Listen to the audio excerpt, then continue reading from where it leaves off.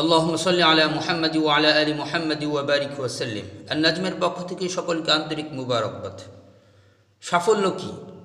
জীবনে কোন কোন অর্জন থাকলে একজন মানুষকে সফল বলা যাবে? সফলতার আসলে সুনির্দিষ্ট কোনো মানদণ্ড নেই, কোনো সীমারেখা নেই। একটি শিশুর কাছে কাঙ্ক্ষিত একটা খেলনা থাকলেই সে নিজেকে সফল ভাবে। কেউ কেউ মনে করেন 10 তলা বিশিষ্ট একটা বাড়ি থাকলেই জীবনটা সফল। কেউ বা মনে করেন ব্যাংকে নিজের অ্যাকাউন্টে কাঁড়ি কাঁড়ি অঢেল টাকা থাকলেই তার জীবনটা সফল। কেউ বা মনে করেন রাজনীতির ময়দানে প্রভাব প্রতিপত্তি বিস্তার করতে পারলেই তার জীবনটা সফল। কেউ বা মনে করেন জীবনের অধিকাংশ চাহিদাগুলো পূর্ণ করতে পারলেই তার জীবনটা সফল।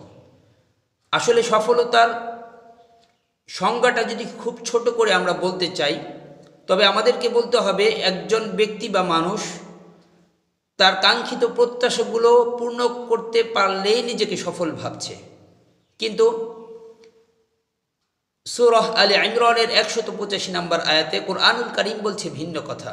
ফামা যুহজিহা আনিন নার ওয়া উদখিলাল জান্নাতা ফাকাদ ফাজ।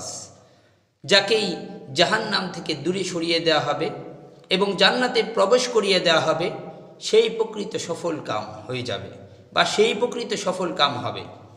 আমার জীবনটা কোরআনী সফলদের মতো আছে তো? আমার নামটা কি জান্নাতীদের তালিকায় আছে? আমাকে উঠে পড়ে লাগতে হবে। আমার জীবনটা কিভাবে কোরআনী সফলদের মতো হয়ে যায়? আমার নামটা কিভাবে জান্নাতীদের তালিকায় এসে যায়? আল্লাহ সুবহানাহু ওয়া তাআলা আমাদেরকে সেভাবে জীবন গঠন করবার তৌফিক দান করুন, আমাদেরকে কবুল করুন। বারাকাল্লাহু লি ওয়া লাকুম। ওয়াসসালামু আলাইকুম ওয়া রাহমাতুল্লাহি ওয়া বারাকাতুহু।